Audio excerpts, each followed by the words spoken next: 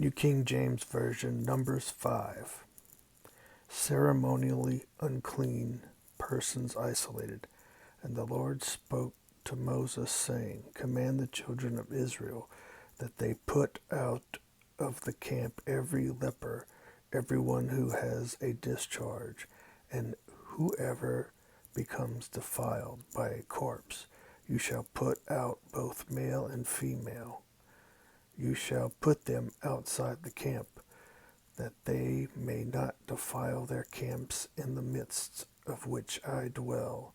And the children of Israel did so, and put them outside the camp, as the Lord spoke to Moses, so the children of Israel did.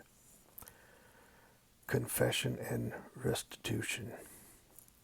Then the Lord spoke to Moses, saying, Speak to the children of Israel.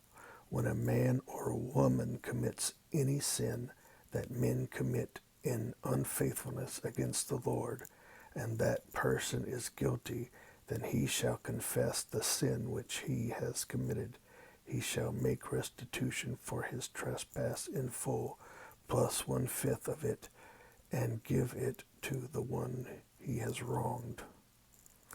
But if the man has no relative to whom restitution may be made for the wrong, the restitution for the wrong must go to all the holy things of the children of Israel.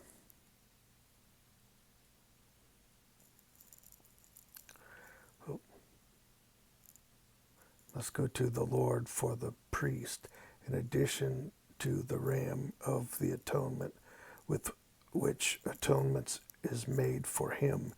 Every offering of all the holy things of the children of Israel, which they bring to the priest, shall be his. And every man's holy things shall be his. Whatever any man gives, the priest shall be his.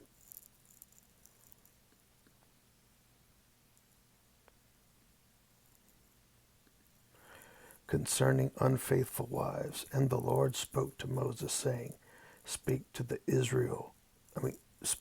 children of Israel, and say to them, If any man's wife goes astray and behaves unfaithfully toward him, and a man lies with her carnally, and it is hidden from the eyes of her husband, and it is concealed that she has defiled herself, then there was no witness against her, nor was she caught.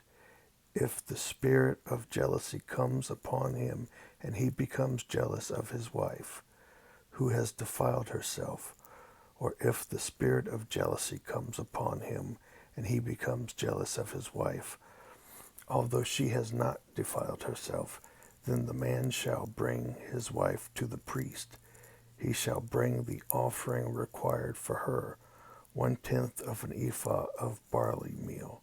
He shall pour no oil on it, and put no frankincense on it, because it is a grain offering of jealousy, an offering for remembering, for bringing iniquity to remembrance.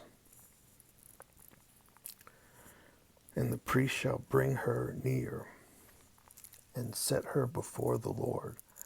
The priest shall take holy water in an earthen vessel, and take some of the dust that is on the floor of the tabernacle, and put it into the water. Then the priest shall stand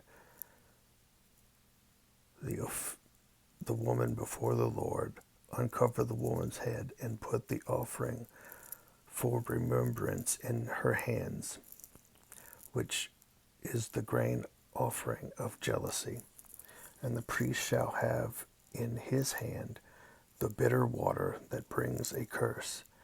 And the priest shall put her under oath, and say to the woman, If no man has lain with you, and if you have not gone astray to uncleanness, while under your husband's authority, be free from this bitter water that brings a curse.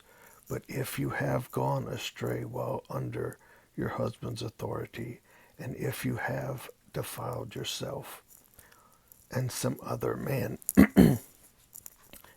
man other than your husband has lain with you, then the priest shall put the woman under the oath of the curse, and he shall say to the woman, the Lord make you a curse and an oath among your people.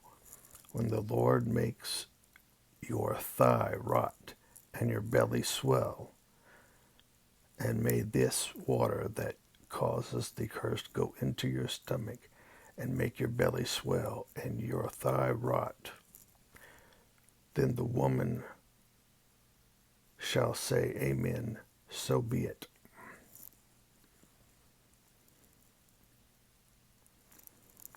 Then the priest shall write these curses in a book, and he shall scrape them off into the bitter water. And he shall make the woman drink the bitter water that brings a curse, and the water that brings the curse shall enter her to become bitter. Then the priest shall take the grain offering of jealousy from the woman's hand, shall wave the offering before the Lord, and bring it to the altar. And the priest shall take a handful of the offering as its memorial portion, burn it on the altar, and afterward make the woman drink the water. When he has made her drink the water, then it shall be, if she has defiled herself and behaved unfaithfully toward her husband, that the water that brings a curse will enter her and become bitter, and her belly will swell, and her thigh will rot, and the woman will become a curse among her people. But if the woman has not defiled herself and is clean, then she shall be free and may conceive children. This is the law of jealousy, when a wife, while under her husband's authority, goes astray and defiles herself, or when the spirit of jealousy comes upon a man and he becomes jealous of his wife. Then he shall stand the woman before the Lord, and the priest shall execute all this law upon her. Then the man shall be free from iniquity, but that woman shall bear her guilt.